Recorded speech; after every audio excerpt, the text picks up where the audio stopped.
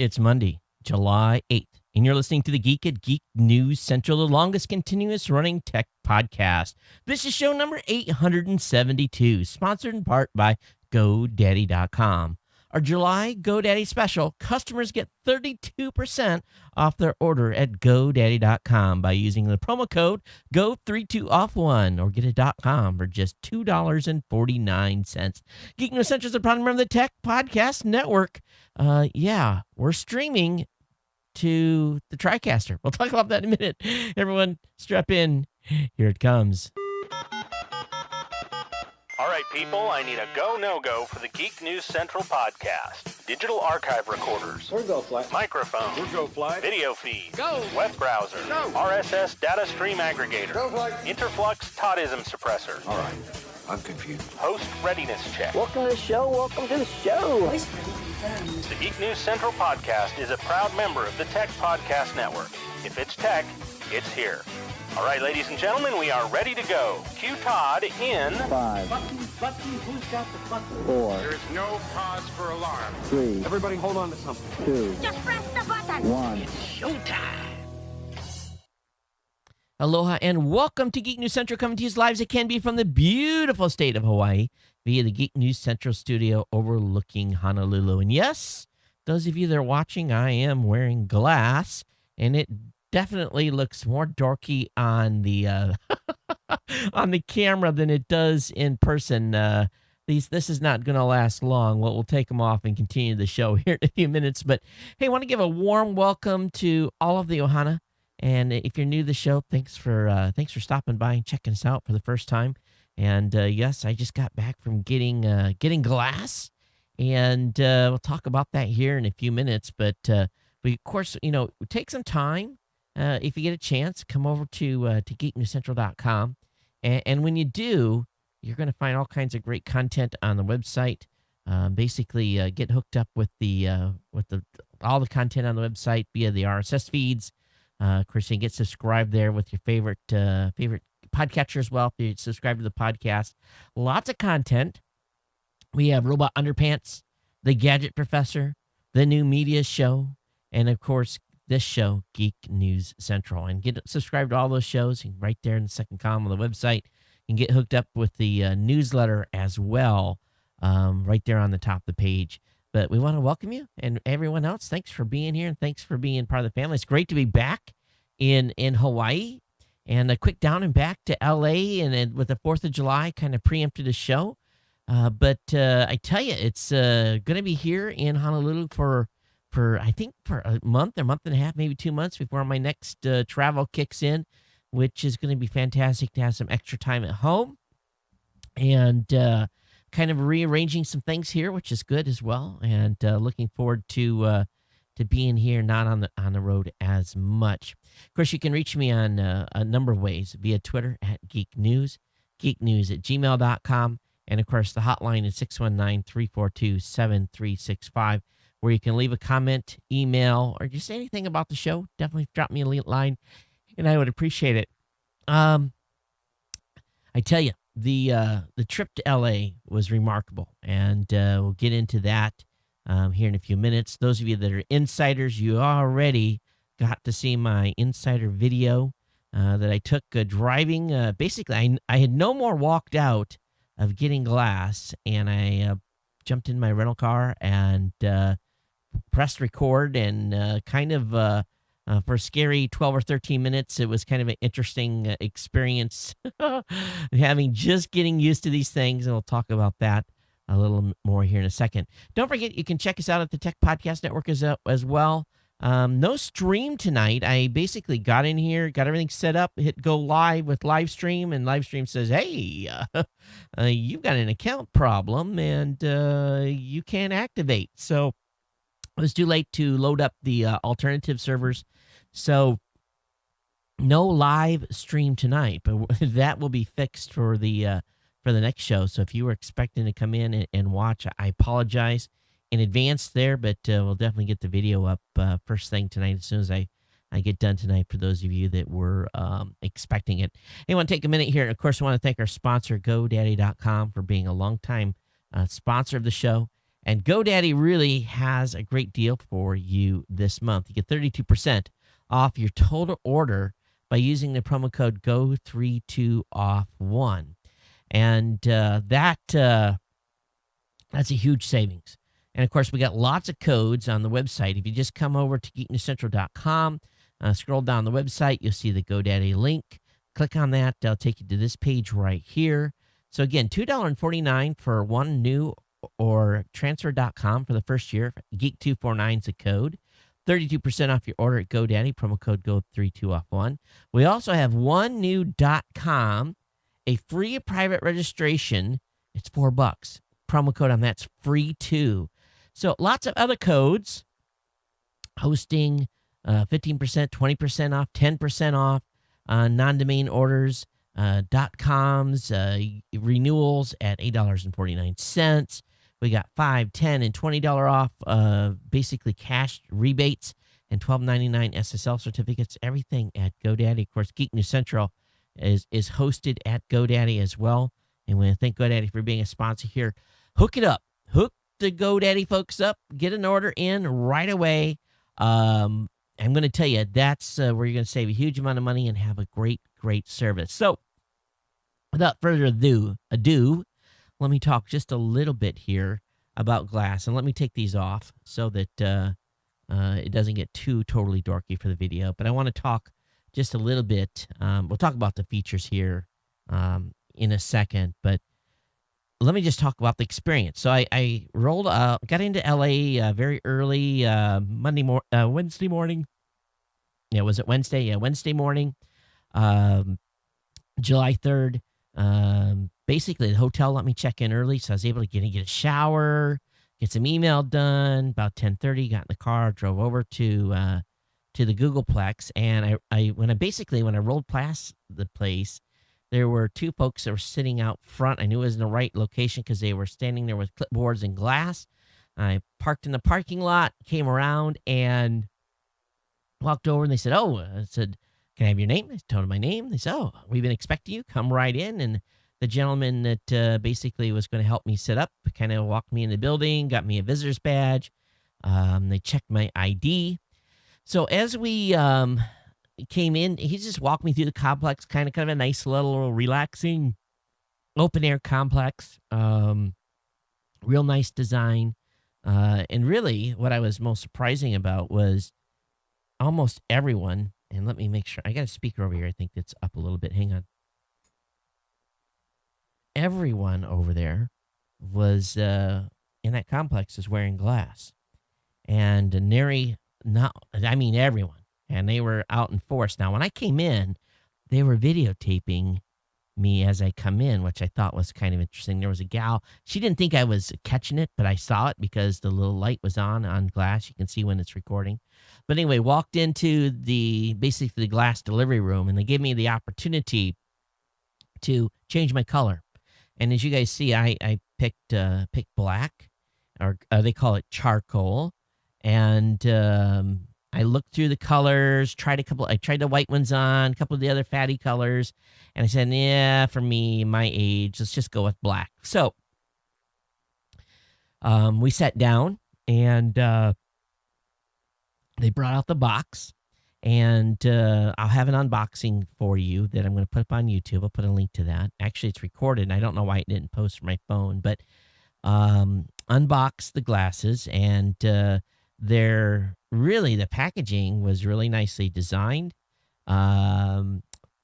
They made it real simple. You got a charger, you got a carrying case, obviously glass. What else? Some extra nose tabs. And basically he proceeded then to fit me, and I kind of fit myself. I basically put them on, and he turned glass on, and I adjusted and got the thing right and adjusted the nose pads and got everything. It took like 3 minutes, maybe tops, to get them really set where I want them, get the angle right so I could see the screen. And from there, it really was just walking through how it worked. Now, I'm not one really to listen. And as he's talking to me, I'm like trying to figure out how it works. And I was back and forth, up and down. And really kind of going through the whole process. And one thing I learned, and of course something that I was aware of, but really hadn't thought too much about it, is that because I had both an Android and an iPhone with me, and the Android that I have is not as capable. So what I did is I sync via Bluetooth to my iPhone, and what that does in Glass is it knocks out two features. One, you don't get text messages, and two, you don't get maps. So you get everything else: taking pictures, recording a video, being able to Google something, have the apps running, but really you're limited from getting text messages. Now, I sent a tweet, and it turned out later on having Twitter hooked up to Google Glass was a little annoying because every time a new tweet would come in, I'd get a ding, ding, ding, ding, ding, ding, ding, ding. That very quickly got shut off. And I haven't been back to set up Twitter since. But the way it works is when you have, so if I put Glass on right now, and those of you that are watching, it basically, and I've got the positioning a little low right now because people have been trying these on all day. But anyway, you can, if you're watching the video, I can say, "Okay, Glass, take a picture," and what it's going to do is it's going to take a picture of. It just took a picture of my camera and me looking forward, which because of the lights is really bad. So let's try that again. So let me go ahead. I've clicked the side of Glass. I'm going to say, "Okay, Glass." That initiates the command stuff. And then I'm going to say, "Take a picture." Okay, no network connectivity. All right, it's okay. Let's see here. Let me go down.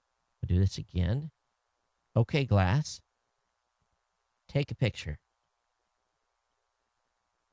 Okay, so it just took a picture of my studio setup. Now, if the network, obviously my phone is probably not connected right now, I can slide over here and I can click on, basically I've tapped the side of the Glass. I've used my finger to move up and forward and back. I've got the picture in mind. I click on it once and I say share. And I can basically, at this point, share to my G Plus circle. So I'm going to go ahead and click that. And I can, oops, I didn't click quick enough. I could have added a caption. So anyway, that is just that quick. It pushed to Google Plus. And if I want to turn it off, I just swipe my finger down. So for those of you that have been listening, really the commands to Command Glass is just you have to be real careful with it because it does what you tell it to do. You say, "Okay, Glass," and take a picture, and it's boom. It takes a picture right now. There's no delay. There's no wait. Let's aim. You better be ready. Same thing with recording a video. It takes about a second to spool up, and it's recording a video, and it'll take about 10 seconds of video by default. You tap the side of it anywhere during that recording time. It'll extend it until you tap it again to stop. The number of Glass commands are plentiful. You have to be, it takes just a little while to kind of get used to them and get up to speed. But the sharing is just fast. I mean, sharing videos. I took I was at 4th of July, and basically those of you that were on Google Plus following know that I took some pictures of the fireworks. And I was first of all, I took a 10-second clip. And I mean, it went almost instantly. It was gone. I mean, just like faster than it would be like uploading a picture. I thought that was kind of surprising.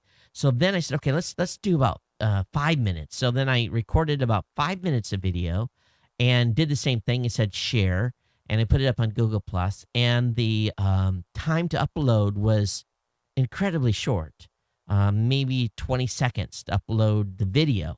And that is what really wowed me. And I was immediately grabbed my phone. I said, "Is this thing caching? Is it really transferred that quick?" And I looked at my phone, and sure enough, it was up on Google Plus, like 45 seconds after I had pushed share. And it's like a 3-minute video. So I was pretty jazzed about that part. Now, getting home here in Hawaii, so let's talk about continue to talk through the walkthrough process. But anyway, they walk you through process and teach you the commands. All told, I think I was there maybe 40, 45 minutes. They had some snacks and water for us if we wanted.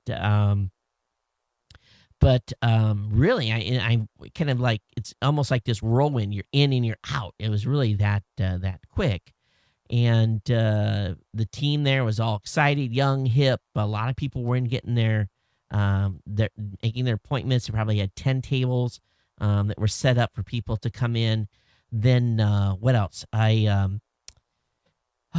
didn't get to keep the name badge when we left, which sucked. But really, I didn't have to sign nothing. Really, the process was fast. And 45 minutes later, I'm walking back to my car, kind of like in this daze. And when you left, they give you a nice bag. And let's see if is it back here.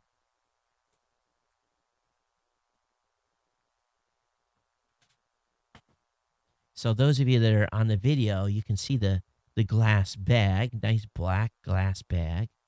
And then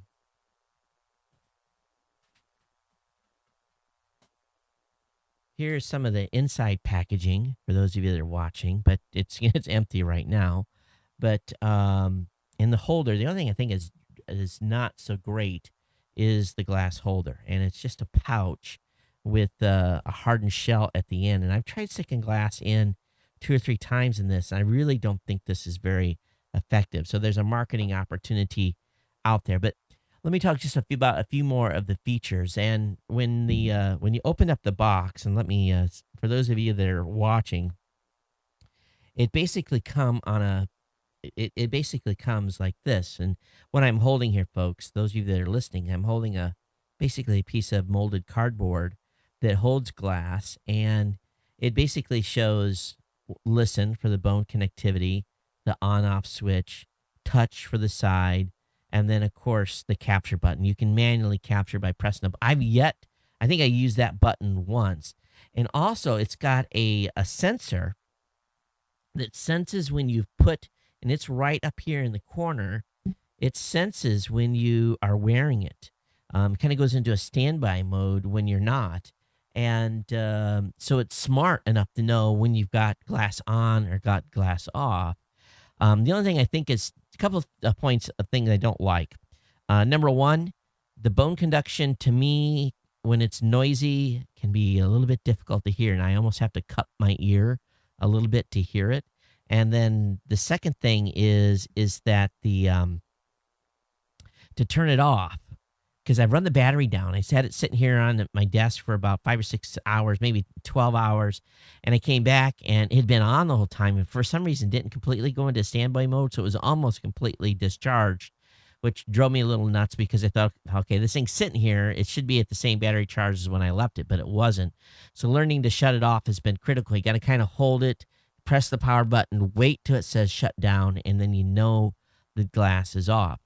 So let's talk about the utility a little bit. Got home, I resynced it to my Android, and that was a better experience from the map standpoint. And text is coming in. Of course, this Android phone, I don't get a lot of text, so I was texting myself via my iPhone, playing around with it, doing videos, doing the stuff. And then the tools, I signed up for CNN, I signed up for Facebook, 4 or 5 different services, and periodically CNN will ping you a headline or breaking news or something. And I spent 2 days wearing glass continuously, sometimes with the shades in, sometimes the shades off.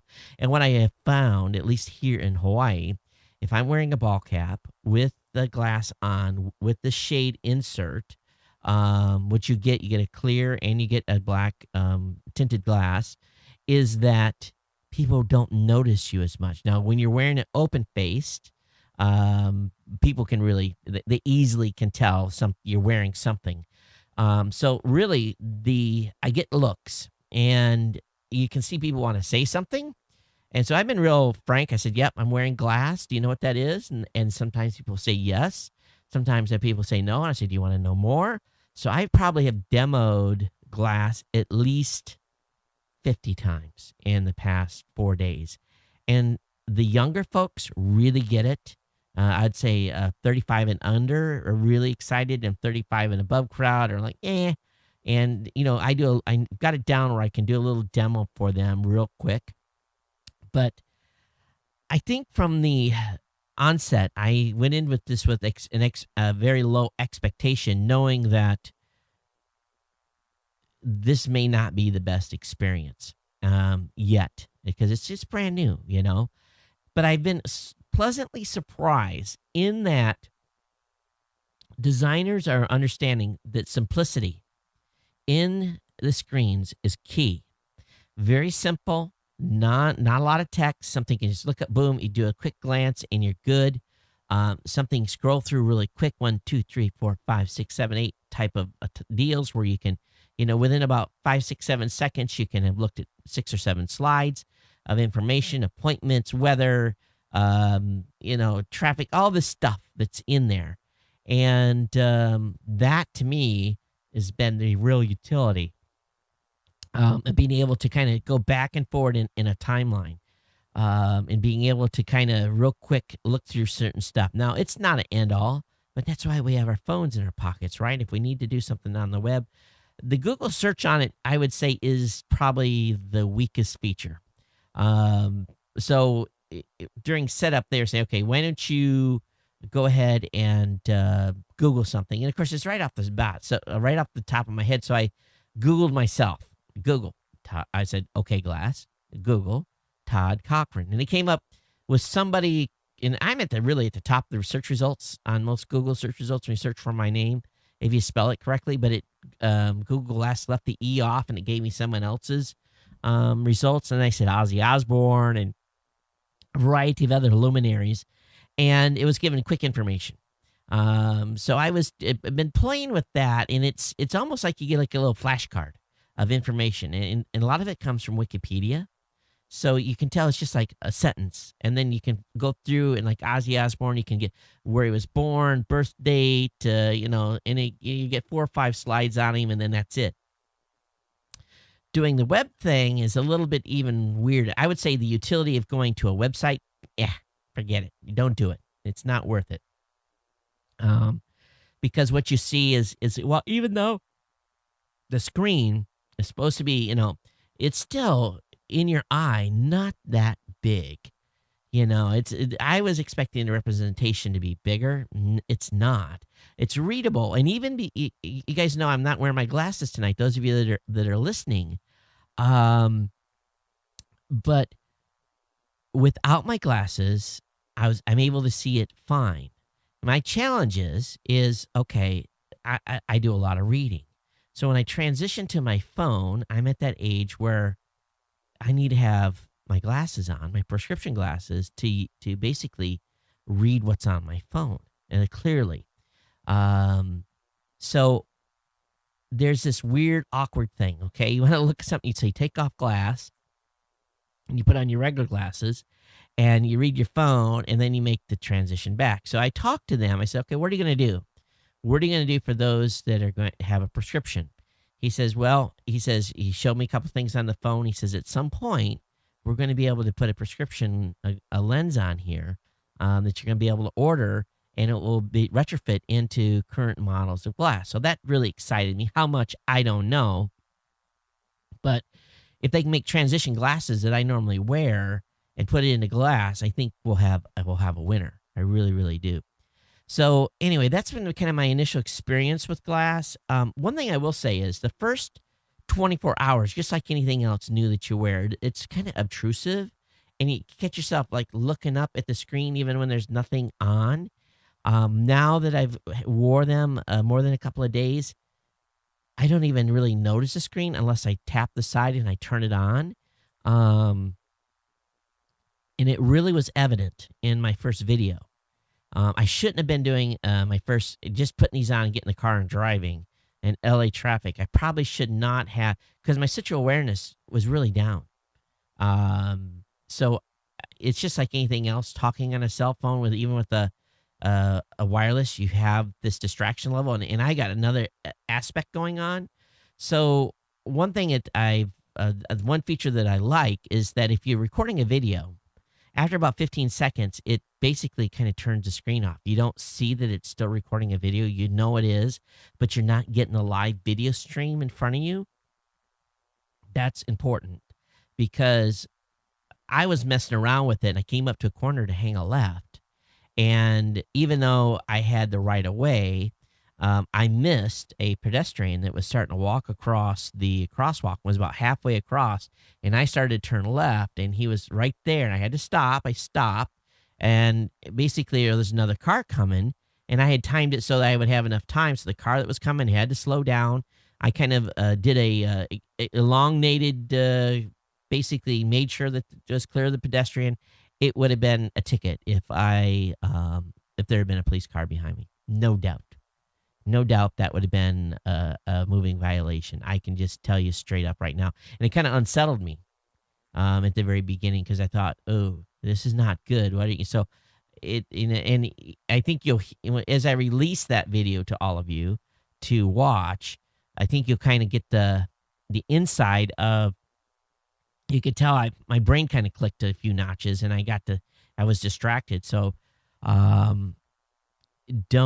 if you're going to have something like this, some sort of wearable technology, get used to it first before you're doing videos. And it was probably not real smart head work on my part, but I was really jazzed, and I still am. I'm very excited about it. Everyone that I show, their first expression is kind of like, duh. Like you can see the pupils dilate and they get a little flush. You can tell it excites them.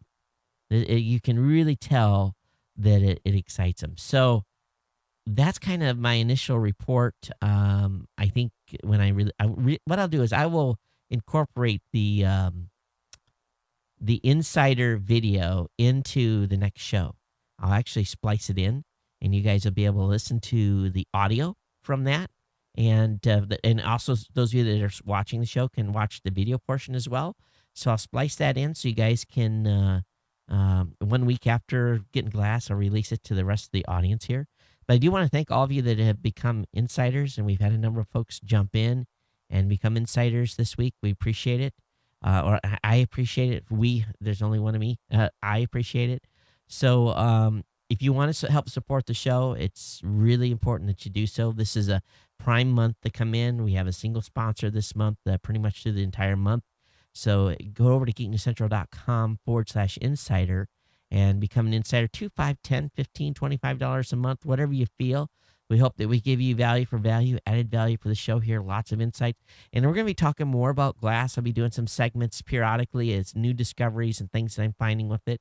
I'm not going to overwhelm you with details. I'll be blogging some as well about it. So anyway, that wraps up what is going on here. Just easy 4th of July for me. Nice weekend. Kind of kicked back. Didn't do too much. Sometimes just need to decompress. And I'll be straight up with you guys. We are 800 and what is this show? This is 872 shows. And I've learned now that I'm not going to stress, and I hope you guys understand this. I'm not going to stress when, like last week, missing a single show, and when stuff goes on, missing a show. And I'll try to find replacements for me when I do, but it's good for my mental well-being to have a break from time to time. And I'm not saying I'm leaving you guys, not going anywhere. The show goes on, and there's no plan for me to take any additional vacation here for a while. But every once in a while, it's good to have just a little bit of it makes me a better host, makes my brain work better to be disengaged, and really, I hope you all understand that from time to time, and hope that you know that I'll come back reinvigorated and ready to go and to share a lot with you. Now, I've shared a great deal here on glass already. Main thing I was telling the guy, too, is I said, I don't want to become a glass hole.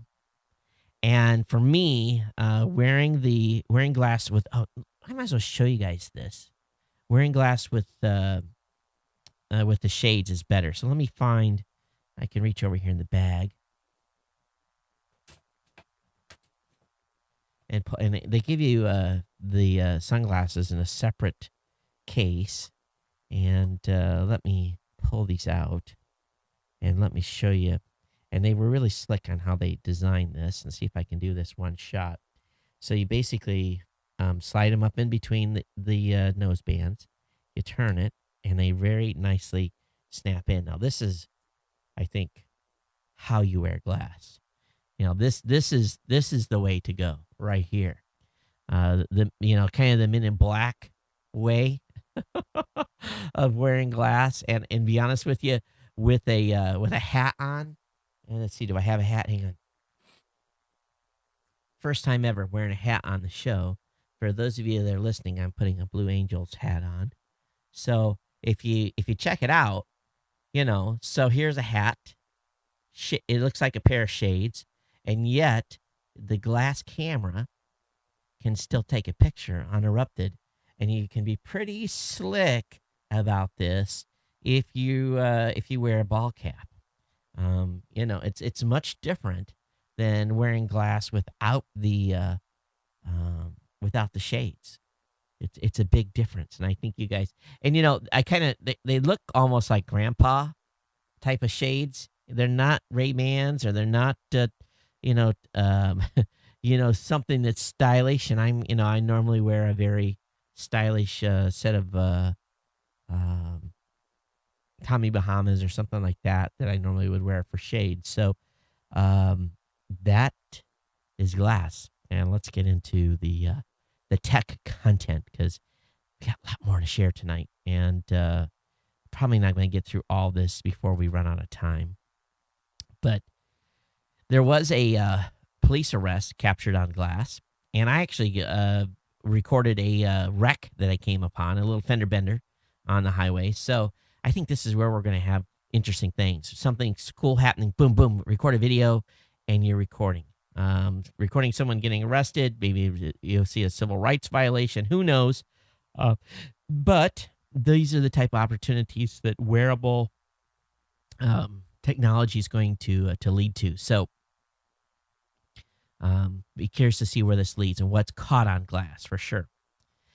All right, so let's switch completely gears here. White House, yes, the White House, has finally responded to criticisms over U.S. President Barack Obama's hushed signing last week an executive order that allows the government to command, listen carefully, to command privately owned communication systems and acknowledge its implications.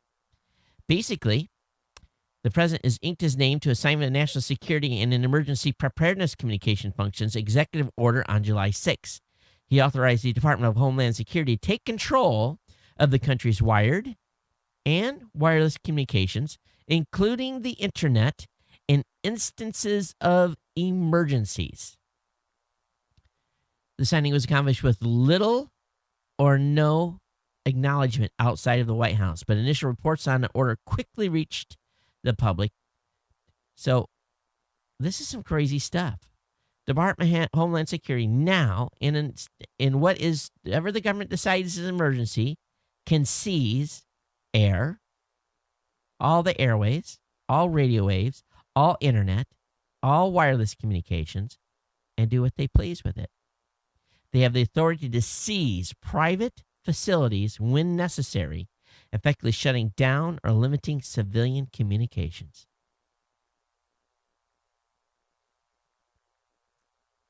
Now, if this does not scare the living hell out of each one of us, we should all say, what is going on? The previous order, which I guess there was one, did not allow DHS to give them authority over private and commercial networks. This is a new authority.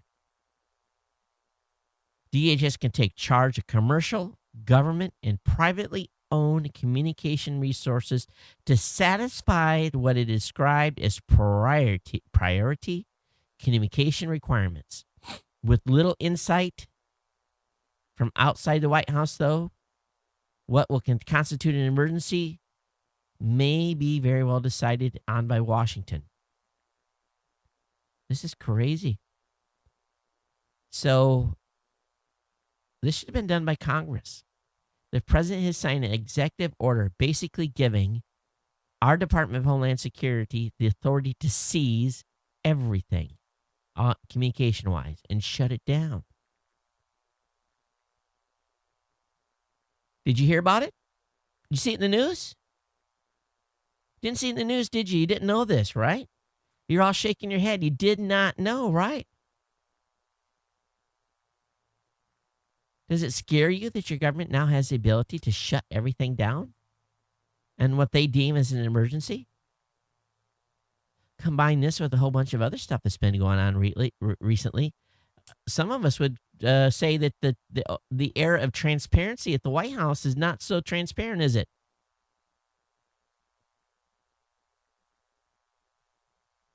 Inch by inch, step by step, slowly they creep until they ultimately reach the final level, the step where they do what they want with us. A kill switch. That's what this is. This is a kill switch. My mom had told me some time ago that there was going to be a kill switch. And I said, they'll never do that. Boy, oh boy, my mom is smiling now because she was right. Step by step, inch by inch, creep. Wow. Is this a constitutional action or is this an unconstitutional action? Are we the land of the free? To me, it appears that many have lost the ability to think rationally. This is pretty wild. It really is. Think about this a little bit. Love to hear your comments. geeknews@gmail.com. Now, fortunately, that's probably the biggest privacy news of the week. Snuck through on the 4th of July weekend while everyone was asleep in D.C. or out on vacation. That's how they do these things. They do it in the quiet of night when no one's around. Makes you go, doesn't it? Doesn't matter if you're a Republican or a Democrat. What's happening in Washington, D.C. should scare you to the bone. And I don't like to be a conspiracy guy. I believe in this country. I consider myself to be a patriot. Just some of the stuff just wows me. It really does. Wow. It's amazing, really, isn't it? Okay, moving on here. Let's talk about another nemesis. And actually, I'm not saying the U.S. government's a nemesis, but a menace. LoadSys. LoadSys sues app developer for patent infringement because he called them a patent troll. LoadSys has bought up some patents, and they're back at their dirty deeds. And apparently he's after a blogger / podcaster for an app that he has. Basically says you owe us some money. And it's largely because this guy really talked about them a lot and basically called him a patent troll. So LoadSys is going after him. You just wonder at what point will this company stop doing what they're doing. Brazil apparently is going to offer Snowden, or talking about offered Snowden asylum, and has opened an investigation along with the EU of everything that's been transpiring over the past month or so. But Snowden's still trying to find a home. I think ultimately he'll end up with 2 bullets to the back of his head. That's what I think will happen to him personally. He will not be able to sleep at night for a long time. And even then, when he thinks he's got away scot-free is when all of a sudden they'll find him face first in a ditch somewhere. Either that or on an airplane coming back to the United States.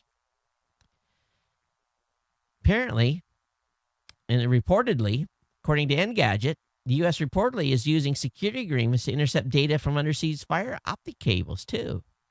So there's a pretty good article in the Washington Post about this. It appears that how they stretch the law to make foreign companies like Global Crossing give access, or actually hire U.S. employees to give them access to their fiber connections. It won't be long, if this continues, that no one's going to want to send their data through the United States. The dangers of beating your Kickstarter goal. It's a good article.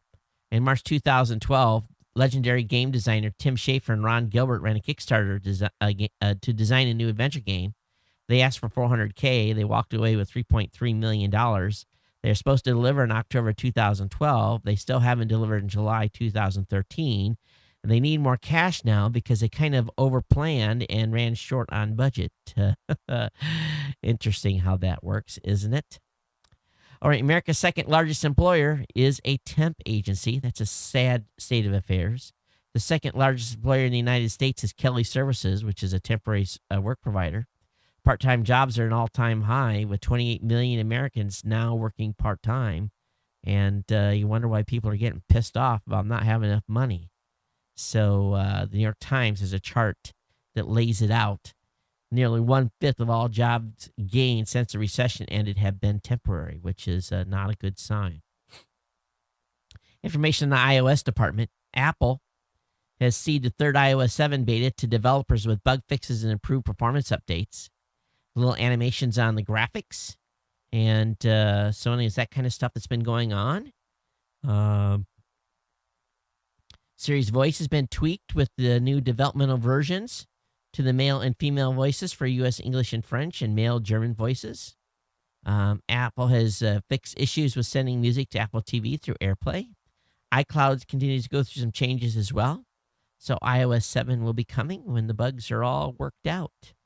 Bunch of space news. SpaceX is their reusable Grasshopper rocket launched vertically for 1,000 feet. And boy, it's an impressive video. I don't dare play it here on the show because we'll get flagged for a copyright violation. But the folks over at VentureBeat have a great great write-up on it. And there's a cool video that shows the launch, the hovering, and the landing. So I'll have that up in the show notes for you to check out. Over on Extreme Tech, iWatch trademark could cause some headaches for Apple. Apparently, their anticipated smartwatch has been gaining substantial traction, but basically, Apple's filed trademarks for the name iWatch across Asia and Latin America. But it seems that Cupertino will face trademark issues in the European Union, in the United States, which turns out iWatch is already trademarked by two separate companies. OMG Electronics has filed a trademark on iWatch and plans to sell a smartwatch under that name in the United States. So I'm sure it could end up being interesting here. We'll see what happens with Apple and how much money they have to shell out. Another article over on Extreme Tech. Remember that hole that they were digging? They were digging or drilling that 35. They found a purported 3,500 plus species discovered in Lake Vostok. Again, this is underneath miles of ice in conditions similar to Jupiter or Europa. And so they took some samples, and based on the genetic material in their samples and this jumble of information, they think they have 3,500 different species. So anyway, a lot of that DNA is old down there, and they're being very careful not to introduce stuff to the water mix down there that could hurt the environment. Hey, some British scientists want to resurrect SETI in the UK. Makes you wonder. A lot of action going on here in space right now. Well, SETI lost its funding a while back, and there's been a bunch of initiatives here in the United States to privately fund it, which is in fact happening. But they want to rent some satellite or some telescope time in the UK as well. So we'll see what happens here. Trying to raise the cash. And they need $2.25 million per year to buy the time that they want on the radio telescope. NASA is also prepping a long-distance rescue plan for the crippled Kepler telescope. We know that the Space Telescope has been spinning out of control, not working since May. And scientists are working on a plan. And they're about ready to initiate some of the actions. So we'll see if they're able to make this happen. NASA wants this telescope back in a bad, bad, bad way. Over in Computer World, I did a good piece on driverless cars, talking about the road ahead and how long it's going to take. And everyone is being pessimistic. They're basically saying, it's going to be years and years and years. I think this is going to come on much faster than people think. I still think that within the next 5 to 6 years, we're going to see cars on the road. I hope so. I'm really hoping that's going to, within 10, I'm hoping to be a standard option for all vehicles. Time will tell, but we'll see where this leads. Now, a smartphone can also become an in-car head-up display. SatNav firm Garmin has made a portable heads-up display for cars that projects turn-by-turn directions on a vehicle's windscreen. The portable HUD works with a smartphone and Garmin app to generate navigation information. I can't wait to get my hands on one of these. They're available for about $130, and but this is a great way not to have to. You have it right there in front of you as a HUD, and basically, and that's almost what glass is like a heads-up display. It'll be really cool for vehicles. Play World of Warcraft? Well, World of Warcraft is to test in-game payments. They're going to start experimenting with a system that lets players use real money to buy goods in the game. And I'm sure that's going to irk some of you, but that is their plan. Next up, Verizon wants to eliminate landlines on Fire Island. And, what would you do? And this is a result of Sandy. We've talked a little bit about this in the past. But what would you do if Verizon came to your neighborhood and said, we want to kill landlines? Do you even have a landline anymore? Does it matter to you? Or does it only matter to folks that are in rural areas? That's the question. Now, speaking of the mobile space, Verizon also is trying to play catch up. And because we know that AT&T currently has a faster network than them, and they're spending a lot of money to speed the network up. AT&T has a pretty big lead over Verizon. AT&T network is now delivering on average about 18.2, 18.3 megs per second, where Verizon is 12 to 13, so 5 megs behind. Sprint is about 10 megs per second, and we don't even want to talk where T-Mobile is because it's pretty slow. Irregardless of them rolling out 4G, their network is just slow. But they're investing a lot of money. But Verizon doesn't want to support copper anymore in this one community. Can't say they blame them, but I don't know how that would make you feel if that was your neighborhood. Love to hear your comments. geeknews@gmail.com. Twitter me @geeknews, or of course the hotline is available at 619-342-7365. Over on CNET, Netflix has hanged up its on-earnings call in favor of video discussion. So instead of the traditional teleconference, they're going to have a video discussion based on questions submitted via email and Twitter. That's how they're going to do their earnings call. Kind of cool. DirecTV and Time Warner are said to make a power play for Hulu, and they put bids to buy the video streaming network, and it looks like both DirecTV and Time Warner have made follow-up offers. No word on the total amount, but I'd like to see who would I want to get this. Would DirecTV do a better job? I think maybe. I don't know if Time Warner would do a good job with this or not. Hard to say. But DirecTV, it definitely leave a little more give it competition to the cable providers, that's for sure. There was a report out, too, that the emergency broadcast equipment in the United States is vulnerable to hackers. Now, hardware appliances used by broadcasters to transmit emergency communications contained vulnerabilities that could be exploited over the internet. There apparently is patches available, but a lot of these digital alert systems, which is actually the appliance made by Digital Alert System, which is a division of Monroe Electronics, which is part of the Emergency Alert Service, is basically got a big security hole. And they want those folks to clean those up. Now, apparently, there was a note sent out in February to broadcasters telling them to update the service after Michigan, New Mexico, and Montana, some services were hacked. So people were putting messages on the television screens. In essence, one of them said that the bodies of the dead are rising from the graves and attacking the living. So someone had a sense of humor, but that was put on someone's television screen. Lots and lots of hype over this IMAX 3D movie called The Hidden Universe. Folks over at space.com have a pretty big expose on it, but it's still not got a warm and fuzzy date on when that is actually supposed to go down. Of course, Curiosity has begun its epic drive to Mars Mountain, and it's set on its very first long road trip here, and it's got a ways to go. And but Curiosity headed towards a spot about 5 miles away, and so we'll see how they do on their roll. But I'm sure this is going to take a couple of years to get there, but we'll see what happens. But they say that the six-wheeled robot accomplished a great deal without putting too much wear on its wheels in March. And but anyway, they're ready to roll, and I guess they are. They say that the car's top speed across flat ground is about 0.09 miles per hour, 0.14 kilometers per hour. So yeah, pretty slow.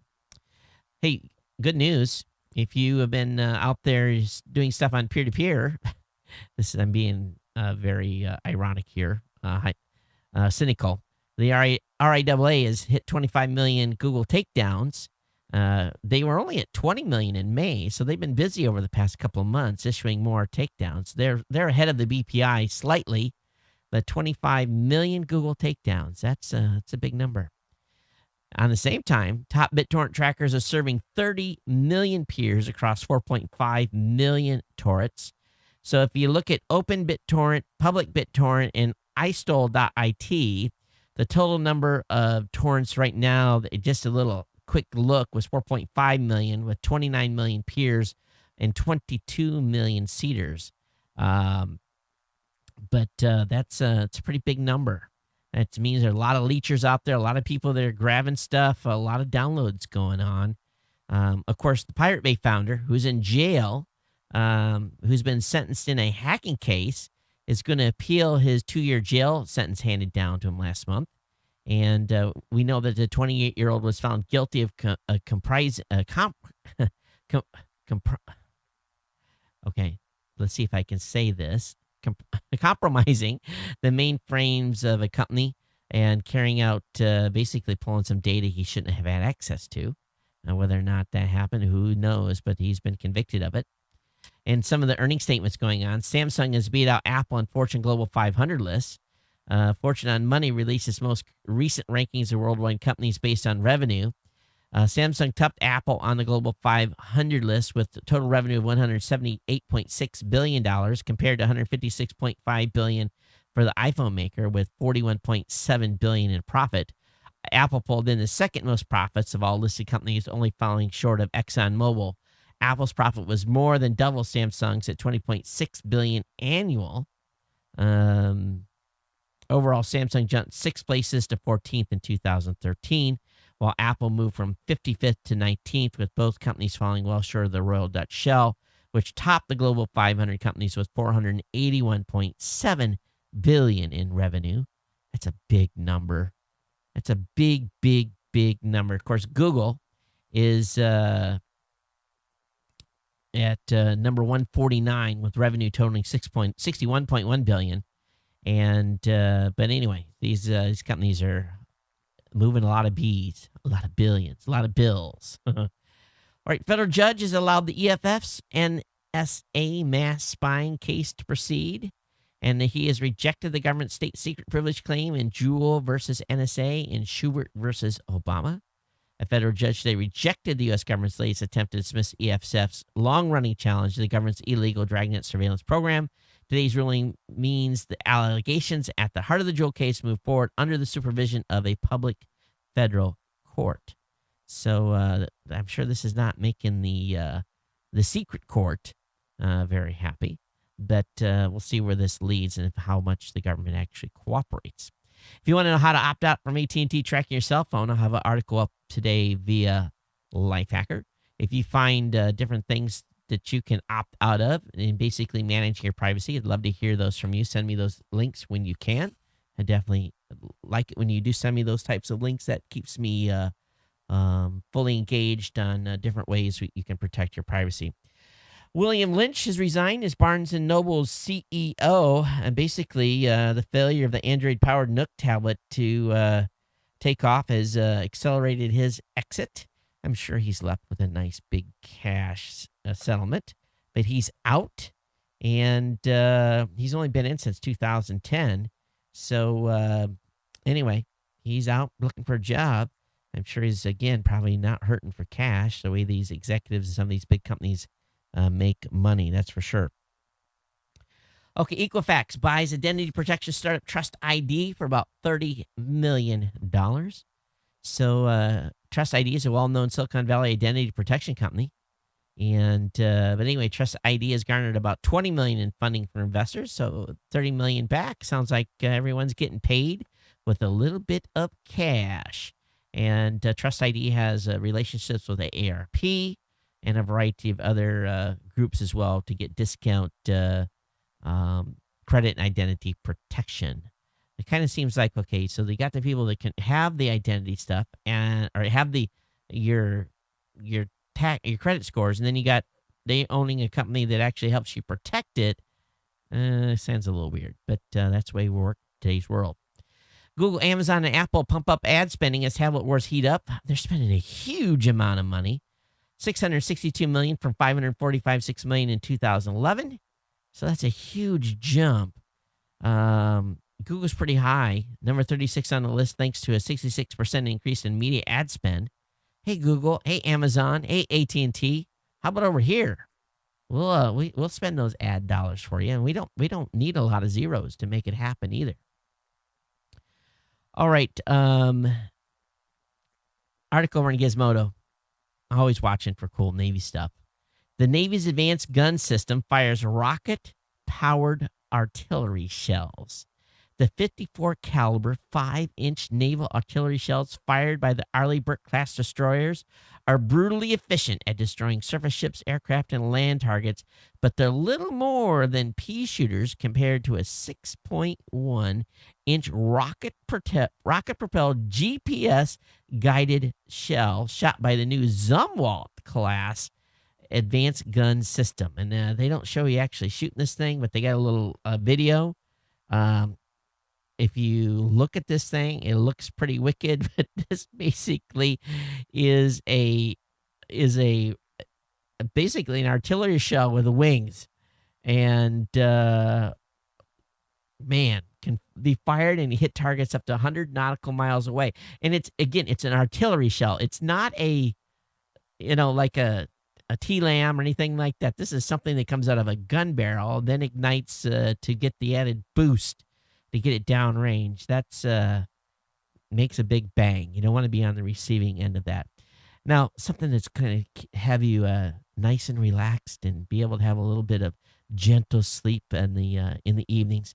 There's a brand new lamp. It's a celestial lamp that lets you sleep under the stars without going camping. You can have one of these for $1,000.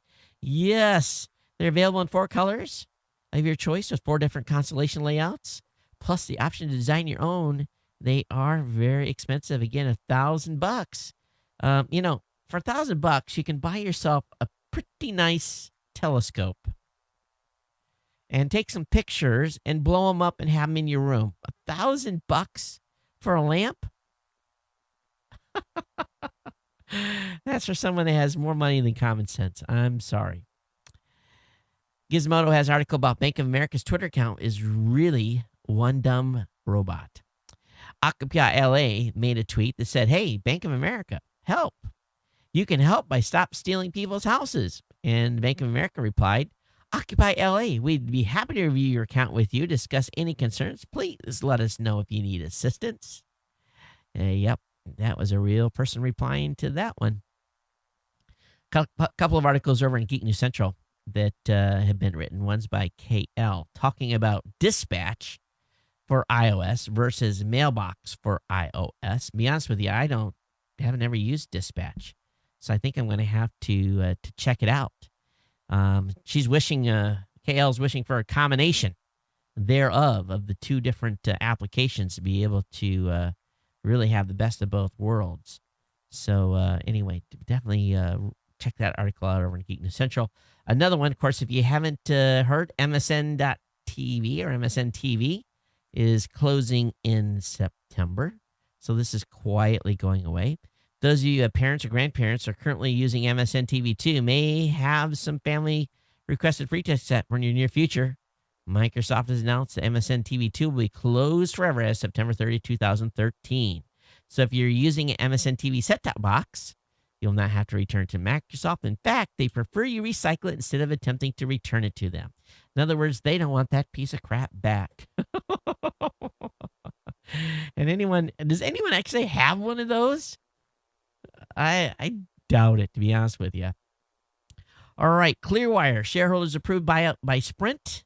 And, of course, we already talked about SoftBank has been approved to buy Sprint. So it's going to be Sprint Wirebank. So, anyway, the FCC's ruled, and we'll see where this leads.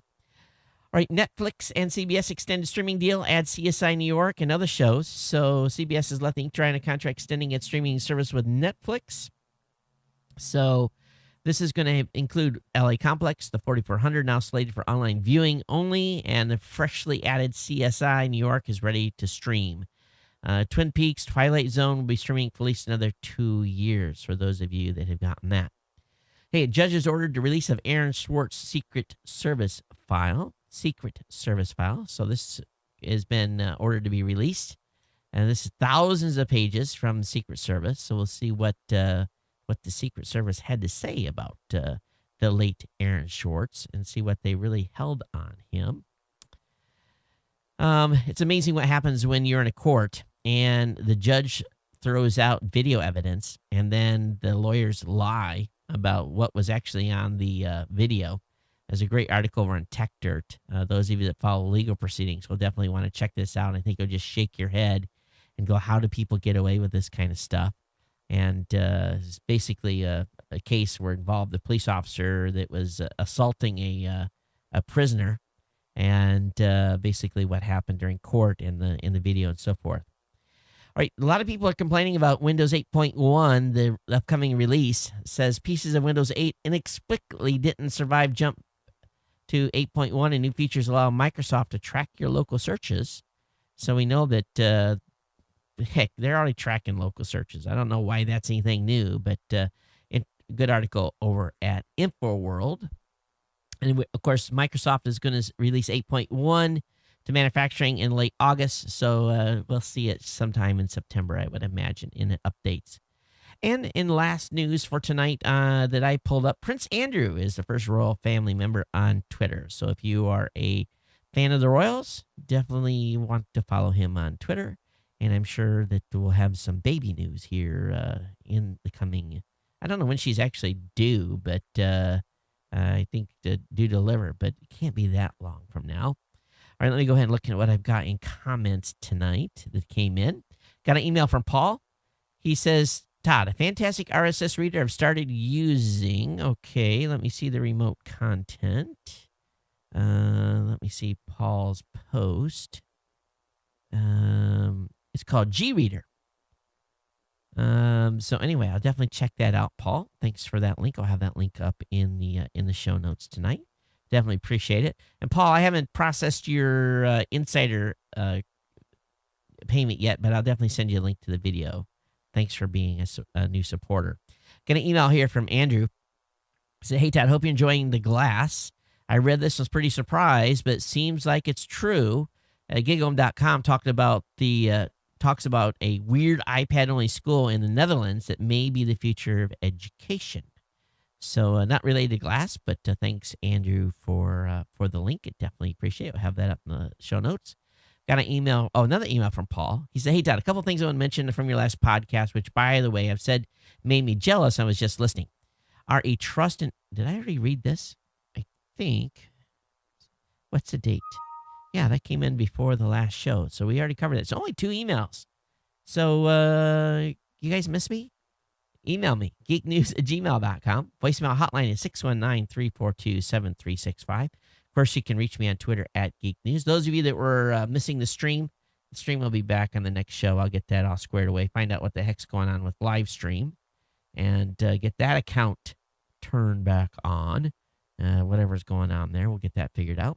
But thanks, everybody, for hanging out with me. It's been fun. Hope you enjoyed my discussion about Glass. We'll see you next time. Take care and aloha. Bye-bye.